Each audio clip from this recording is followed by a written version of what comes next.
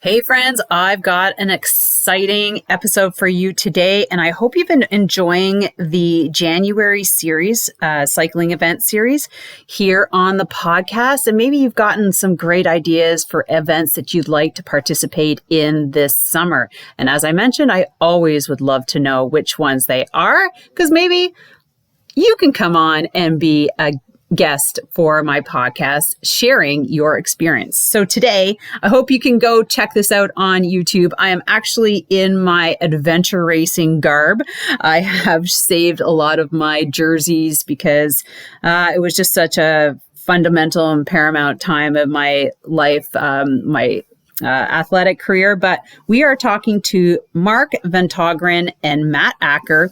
So Mark is the founder of Michigan Adventure Racing, which we are not talking about today, but they do have a really cool one-day event that has a couple different categories for families. I highly recommend you go check them out. And if you're thinking about doing something adventure racing-esque, the best thing is to start with a couple hours with the kids. So yeah, go check it out. But we are talking about the Coast to Coast Gravel Grinder. And there's a couple categories. This is happening in June, so it's coming up. And there's two categories, the 210 mile and the 100 mile. From what I understand, talking to Mark, is that you can do the longer distance in a relay team, which is super cool option that some of the other events that are longer enduro races don't offer. So if you're looking at something, this is the opportunity to drag your friend into it for sure. So this race starts along the sunny shores of Lake Huron and finishes on the sandy beaches of Lake Michigan. And it sounds amazingly scenic. So this is another reason to go out and see a great, beautiful part of the United States.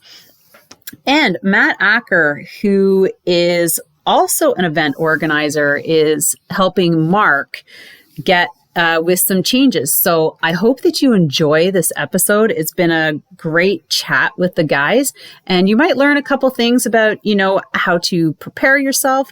But with that, have an amazing day. Enjoy this. And if you happen to know of other events in your local area that please send them my way. I would love to interview their organizers and get their events on our calendar. So with that, have a great one. Enjoy the episode.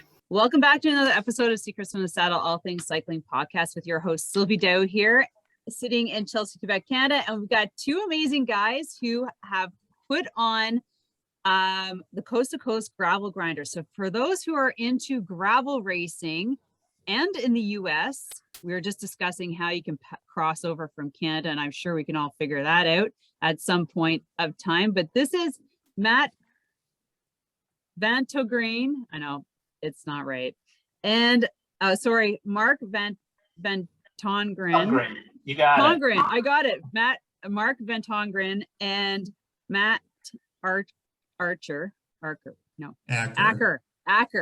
And these are two of the organizers for the Coast to Coast. And you'll notice I'm all in adventure racing gear if you recognize these labels.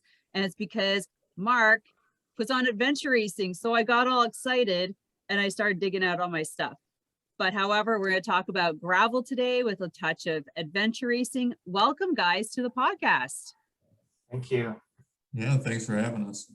All right. So the first thing I always love to ask everybody, and because we want to get right into gravel, the Coast to Coast, is how did you guys get into cycling first? How did you guys connect? And then how did the event get created? Mark, do you want to get started? Sure. Yeah. So I started mountain biking in 1990. So 30 years ago. And mostly just casual riding for many years. Did some races, did the Iceman up in northern Michigan that a lot of people are familiar with. So that's when I kind of got into racing. So that's a fun race I try to do every year. Eventually also did trail running and then eventually discovered adventure racing. So just kind of paired that all together. Started adventure racing, I don't know, about 2006, maybe 2005. So a little after you, Sylvie, but got into that. Tired. In 2011, I quit my job and started putting on races, adventure races and trail running races and bike races full time. So I've been doing that since 2011, and I'll keep going because it will explain how Matt got involved. 2016, 2017, was thinking about putting on an adventure race across the state of Michigan, from Lake Michigan to Lake Huron. There had been one back in the glory days of adventure racing called Coast to Coast. It's a 3-day adventure race put on by Infotera Sports. And I thought, I kind of we could resurrect that. They no longer put on races, but thought that would be kind of a cool thing to get back into. But as you know, Sylvie and Matt, the logistics of putting on an adventure race are pretty complicated, and you're not going to get as many people as you would from a gravel bike race. So I thought, at least for now, let's just switch and let's focus on doing a really cool bike race across Michigan. The Bay-Roubaix, which Matt puts on south of Grand Rapids in Michigan, was pretty hot, has been the world's largest bike race for quite a while, gravel race. And so I knew, the trend was really good for putting on a long gravel race. There, obviously Dirty Kansas at the time was becoming really popular. And I thought, well, I might as well ride that wave and put on a 210 and 100 mile gravel race. The 210, obviously, from Lake Huron to Lake Michigan, spans the whole way. The 100 is just a loop that starts in Ludington, Michigan, on Lake Michigan coast, and just does a loop in the Manistee National Forest.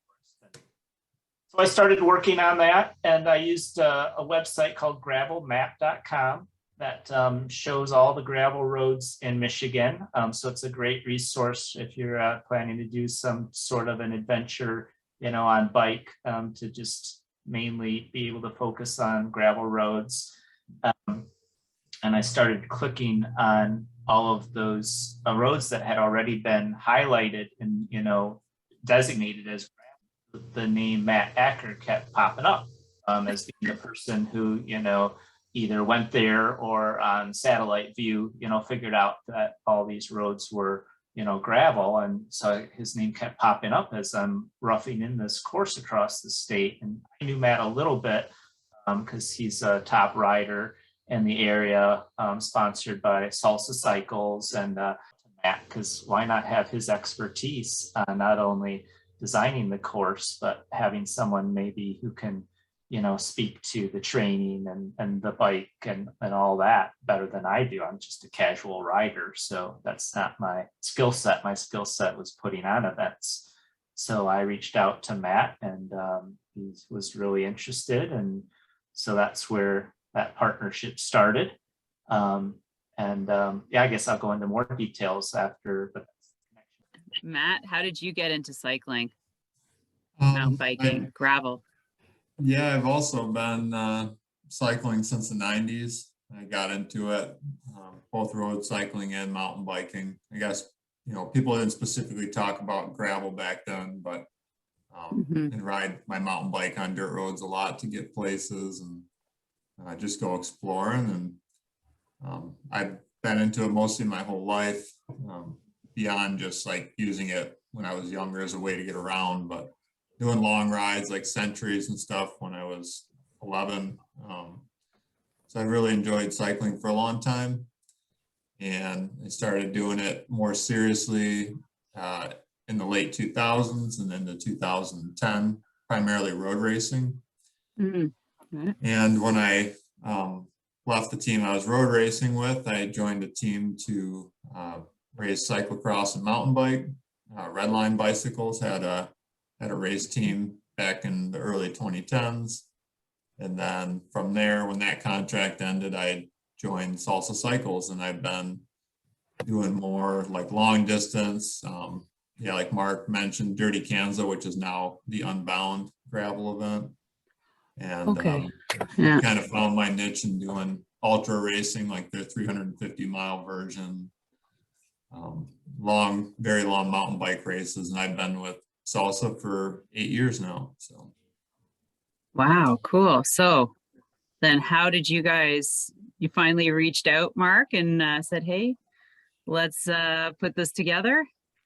Yeah, putting on a race, trying to maximize gravel roads for 210 miles across the state, is it takes some work. And so I had roughed in a route, and then Matt was able to show me some real gems of forest roads in the national forest system called the Manistee National Forest, and some other great little 2 tracks. We added just a little bit of kind of gravel friendly single track to the race, so he was able to just bring in a lot of I call it spice, just making it a little bit spicier of a race, not just to be straight farmland gravel, but let's do some 2 tracks, that just wind and curve roller coaster type riding. And so we have a taste of that. But the race actually has a lot of variety to it. Starts on Lake Huron, which kind of has an Atlantic coast feel to it. And then it goes into the farmlands and grasslands, and there's some pine barrens, and then we get into some, hardwood forests. All the while, it's like Michigan is sort of on a bell curve. So we're both moving into different ecological zones, but we're also going a little bit of elevation gain until we get to the center of the state. And then we're curving over, plateauing, and then dropping down. So the first half of the race is just a gradual climbing, but nothing massive. And then the back half of the race is kind of nice because as people are really just sucking and just really trying, enough energy to finish, they do get more of a downhill finish. And then they sort of complete that ecological bell curve in that after the hardwood forests in the middle of the state, then it goes back to that kind of grasslands and farmlands, and then it ends with more sort of a Pacific Ocean feel. It's sand dunes on Lake Michigan as opposed to Lake Huron, which was rockier, trying to beat the ride into the sunset or beat the sun, at whatever kind of late sunset here in Michigan on the western edge of the Eastern time zone. A lot of daylight in late June, so maximize daylight, and they're pushing hard to try to beat the sunset, or they haven't 3 in the morning to finish the race. So this ecological bell curve where they get to the middle of the state and it's hardwood forests, and then it's sort of a subtle downhill from there as they go back down and sort of repeat in reverse, going into some pine forests and then grasslands and marshland and farmland, and then they end at Lake Michigan where it's it's the dunes, it's the sandy beaches of Lake Michigan.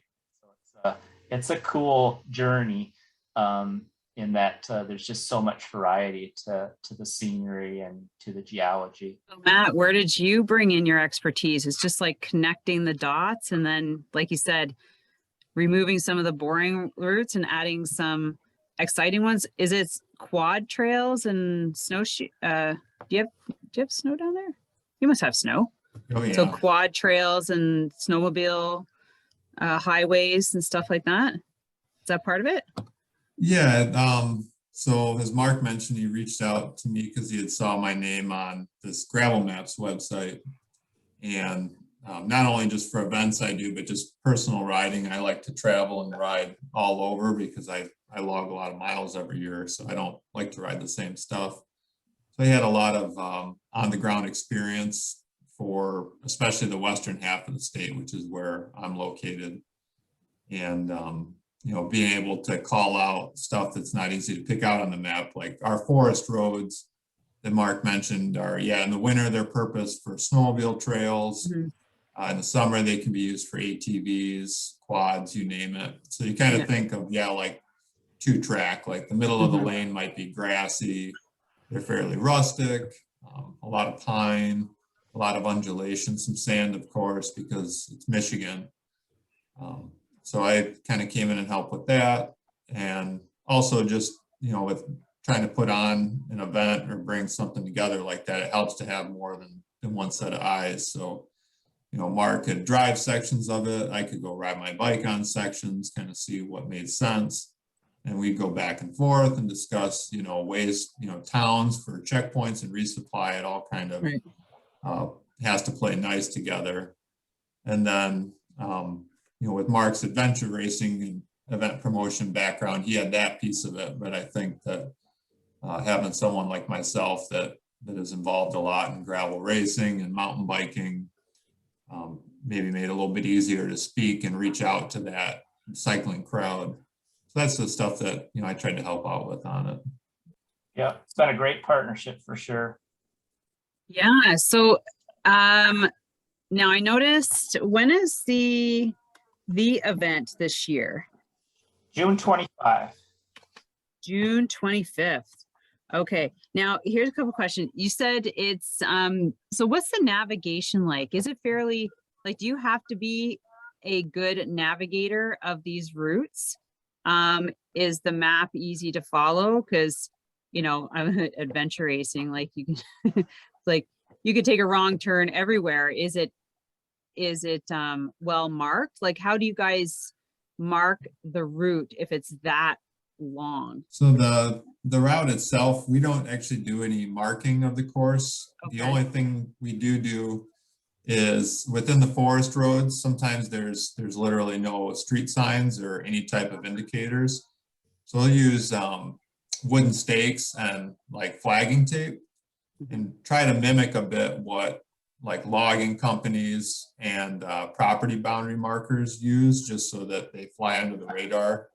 Because one of the chronic issues with long events and marked courses is that people will go out and tamper with the course or remove the markings altogether. So that's part of the reason why the whole course isn't marked, other than being a massive undertaking, is that it would just be hard to rely. You know, if you tell people a course is marked, you know, they may just say, oh, I don't need anything, you know, I'll just follow the course. Yeah. And nowadays, a lot of these, especially the ultra distance events, rely heavily on GPS navigation. So I would say 95% of the riders use like a Garmin or a Wahoo unit. And we provide turn-by-turn GPS tracks.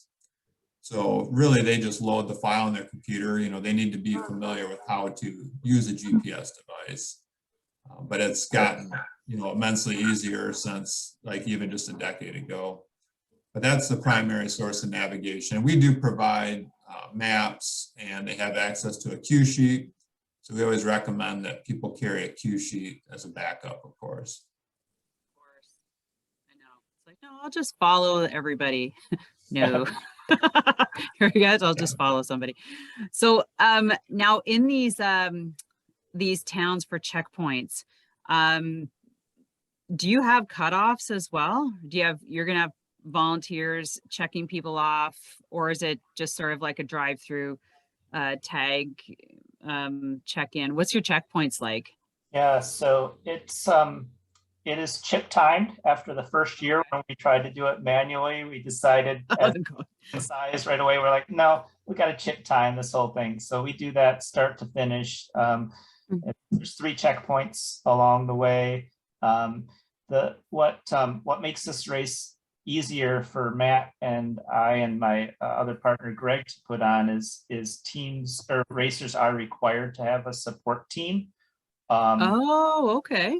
Or they have to sign up to be shuttle and support service, Juvenile Diabetes Research Foundation. So they help people that don't have a support team who can.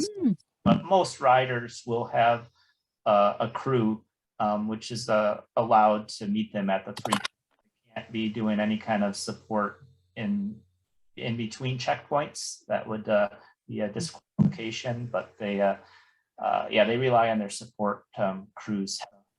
So this is the adventure racing part coming in. So this is not a unsupported event. So you are allowed to have people to drive to the next checkpoint, have food for you, change up your bike shorts if you want, whatever. Oh, okay. Yeah, you can do it self-supported. I mean, a lot of people will have crew maybe at one checkpoint or two out of the three, but they'll ride through and grab food, at a gas station. We list all the different gas stations and convenience stores along the route for people that would want to do that, but they do need to have someone who can come rescue them. We're not set up to have vans, to pull. Last year we had epic monsoon rains before the race. We only had a 42% finish rate last year. Normally it's a percent. So last year was epic. It was brutal, but having those support crews there to be able to go rescue their people, out on the course or at a checkpoint, Wow. Why did so many people not finish? Just well, their bikes just failed. I mean, Matt can more to that, but brakes failed and drivetrains failed. It just became this consistency with the sand and the dirt was just, it wasn't even based on effort. It was, I'm not sure Matt can hear me, but yeah, you're cutting in and out again, so I don't know. Can't get any closer to your computer. Now okay, so what was I gonna ask? Do you pull people off the course if they don't hit a certain checkpoint at a certain time, or does everybody finish? So we have, there are checkpoint cutoff times that we institute because we do have volunteers at each checkpoint. And at some point, the timers need to pull the mats. One thing, we can really only legally suggest that they stop and contact their support crew. We can't, legally restrain them and physically remove them from the course. So what's typical in an event like this is if somebody refuses to stop or wants to continue, they're notified, that they are on their own at that point. And we typically ask, to take their number plate off so that they're no longer identified with the event, which is kind of common for cycling races. If somebody were to refuse, I mean, most time people don't, or if they're doing really well and they have a crew out there, they may keep going. Of course, there's always people that want to push the limits of that. And it's something that, we have the cutoff at the finish at 3 a.m., but I feel like every year we're out there till 4 or 5 a.m., taking stuff down and kind of waiting for the last person, because it's one of those catch-22s where you don't really want to just say, well, they're on their own and take off. You still are concerned for their welfare. So it puts us sometimes in a little bit of a tough spot, but, it's not at the end of the day a huge deal. Yeah, because I imagine if they made it the last cutoff, you really do have to stick around for them, regardless if they made it like an official time finish, like they finished it officially over coming in after. Yeah, exactly. And thankfully we have some resources out there. We have sweep vehicles that will sweep each section. So we have that and the chip timing. So we have an idea, everybody's chipped in when they start. And then we track people as they cross through the checkpoints. And it's pretty easy way to figure out like who hasn't made it to a checkpoint. So we have their information. Sometimes just a quick call or a welfare check might reveal that, oh, they've already been picked up, they're at the Burger King getting lunch or something. And, they just neglected to let us know. Yeah, I was gonna say, thanks for calling in. Yeah, but that goes with it. So, I mean, not a huge deal. Wow. So how long does this course take? How many hours for the fastest and the last person? Well, you're looking. Yeah, so the fastest riders will average nearly 20 miles an hour. We've had riders in the 12 and under range for hours wise. And the cutoff is we pick 10 mile per hour average. So that gives them 21 hours to get to the finish from the start. And so you'll have people, pushing right up against that timing of 20 plus hours of riding. So it's a pretty broad spectrum. Yeah. I suppose you're not standing there at 3 a.m. with a beer, right? At that point. Yeah, it always sounds good, but It's one Yeah, of those things where it makes you sleepy. So I'm usually, by up the with my fire. coffee. We still feed them though. We've got food. We Yeah, have here's the pork. pizza over there. We have a great sponsor in the little town of Ludington on Lake Michigan that provides, and somehow they keep the food, the pulled pork sandwich is pretty hot. And so it's nice that we try to have some hot food and drink. And again, most of them have a support crew that's hopefully there to meet them with some good hot food as well. Yeah, well, that's kind of a cool feature. I didn't think that would have been, I thought it would have been completely unsupported. But wow. Okay, so where can everybody sign up? I imagine it's still open for registration. Yeah, micoasttocoast.com. So MI, for Michigan, so micoasttocoast.com. We're capping it likely around 500 racers. We do allow an unlimited number of women racers. I know that your focus is really on getting women into sports and into biking. So I hear we get first dibs. Yeah. We register, you're like, they're in. Right. So we do allow that to try to encourage women riders. It's obviously more of a men's sport, but it shouldn't be, it doesn't have to be. So we want to encourage women to ride and to bring their friends. And so we do travel in packs, that's for sure. Yeah. It's a low key vibe, it's not a triathlon, it's not a road race. It's a pretty chill event. So it's pretty welcoming. I think people really like that aspect of it. We don't have a super fancy start and finish, we don't have blaring rock music going on necessarily, not at the start. That's okay. Sleepy little fishing village is where we start. Now, fortunately, the people in that village are up at 5:30 to go out onto Lake Huron and fish anyways. So yeah, so it's cool with us being there. But yeah, we like that vibe. That's just sort of, who we are and what we want to do. And Matt, with the races he puts on, are pretty, the world's largest gravel race is going to be not so much a low key vibe maybe, but they still somehow have that culture of, we're out here just to have an adventure and have fun and connect with others. I have a last question. Just because and Matt, this is an event for you, the transcontinental race across Europe. Check that one out. 4,000 kilometers. Anyways, so I just did an interview with them yesterday. And that's pretty epic. I was like, holy. So if I come individually, like, is it individual solo, or is there the team aspect? And if you are two solo people, like, so say I come with my girlfriend, we just decide to register solo, but can we ride together on the course? Like, or are there rules against that? And I only ask that because in transcontinental there are. So it's a truly unsupported event. Yeah, I'm familiar with the transcontinental. I mean, in the US, the big one is the Great Divide mountain bike route. It goes from Banff down to Mexico. So that would be the similar event that we have that's fully unsupported, where you're not allowed to go across any familiar faces. Riders can help each other out.